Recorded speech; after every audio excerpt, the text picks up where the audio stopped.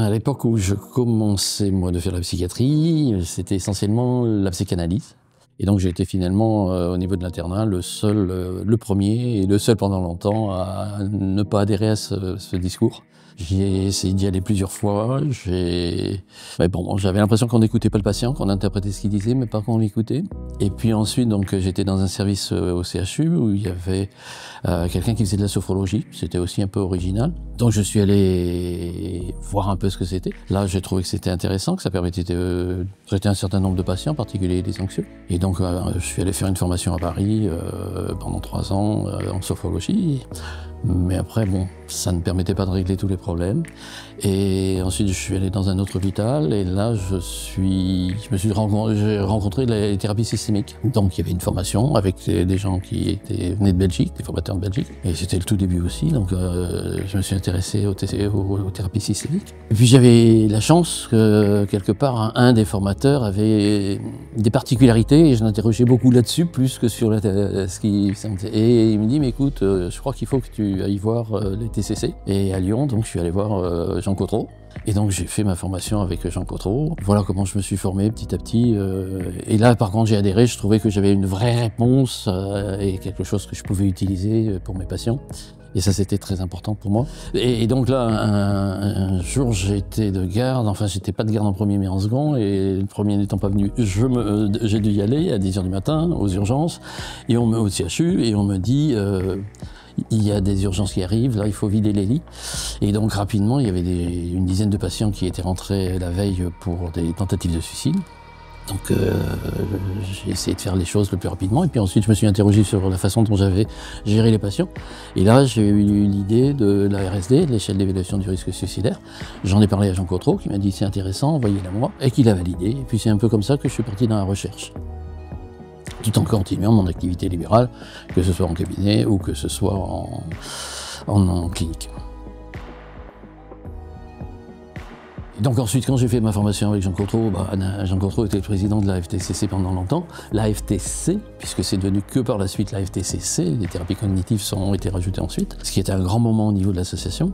Et donc à partir de ce moment-là, eh bien, c'est vrai que j'ai travaillé beaucoup sur l'anxiété, la dépression, et puis aussi, bien sûr, le risque suicidaire. Et ce que je continue toujours de faire. Et donc ma démarche est plutôt deuxième vague, cognitif, VIST, et je travaille avec bien sûr les techniques de Beck, mais aussi avec la démarche un peu de Ellis. Et j'ai donc développé ce que j'appelle la thérapie cognitive interventionnelle, c'est-à-dire que quelque part, j'essaye que dans une séance, 2 séances, et bien en particulier sur le risque suicidaire, le patient aille mieux, d'avoir fait baisser le risque suicidaire. Et si c'est un trouble anxieux, pareil. Et la particularité des TCI, c'est qu'on ne pose pas la question « pourquoi vous n'êtes pas bien ? Qu'est-ce qui se passe ?» mais « depuis quand vous n'êtes pas bien ?» Et on va chercher l'événement déclenchant et on travaille là-dessus. Et on s'aperçoit qu'une fois que le patient a repéré l'événement déclenchant, ce qui est un petit peu compliqué parce que ça demande beaucoup de précision, on s'aperçoit que bien souvent, on a les événements, on peut travailler dessus, et même lui, spontanément, fait une restructuration cognitive sur ce qu'il est, et l'état s'améliore rapidement. Des fois en une séance. Alors des articles, oui, j'ai écrit plusieurs échelles. Donc une, la RSD qui est référencée sur le site de l'APA américaine, donc ce qui est quand même une échelle en français, ce qui est assez rare. Donc j'en suis assez content. J'ai fait aussi une échelle là récemment qui vient d'être acceptée dans le Canadian Journal sur l'estime de soi. Et ça me semble très intéressant de travailler maintenant sur l'estime de soi, en particulier dans tous les troubles de l'humeur, parce que c'est le seul critère qu'on retrouve dans tous les diagnostics de troubles de l'humeur. Puis j'ai fait plusieurs échelles, j'ai fait plusieurs livres, et en particulier chez Odile Jacob. Et le premier s'appelait La dépression en 60 questions, et c'est un dialogue en fait qui poursuit le dialogue que va avoir le thérapeute avec son patient.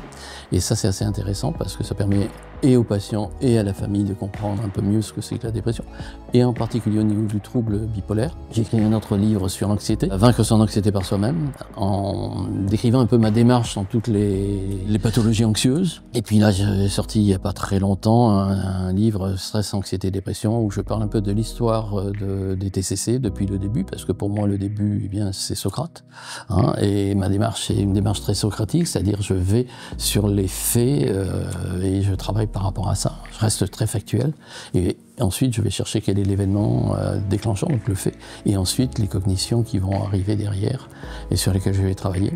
Et donc, dans la dernière partie de ce livre, eh bien, je parle effectivement des thérapies cognitives interventionnelles. Ce que je repère, c'est depuis quand ils ont ces idées. Quel est l'événement déclenchant? Et ce qui est extraordinaire, c'est que souvent, c'est un petit événement. C'est pas un grand événement qui fait que le patient va s'aggraver au niveau du risque suicidaire. Et quand on repère cet événement, bien souvent, on arrive à faire travailler dessus en thérapie cognitive, mais direct, non pas fin séance. Et bien souvent, le patient s'améliore très rapidement. En tous les cas, on fait baisser.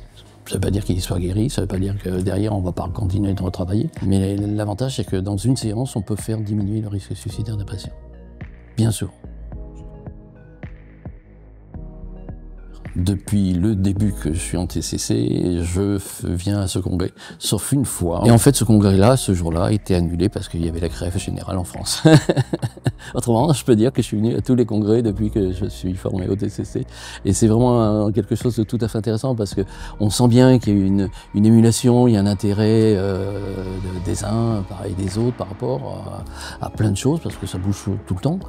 Et cet intérêt, moi, je suis très content de voir que les jeunes continuent de maintenir ça, quoi. On voit qu'il y a quelque chose, un attrait. Et puis c'est important aussi de discuter, parce qu'on a des cas, on ne sait pas, on en discute les uns avec les autres. Et là, on a eu des idées, et puis on se dit, tiens, je ne vais pas aller voir ça, il faut peut-être que j'aille voir. Moi, je trouve que c'est très très important et très intéressant.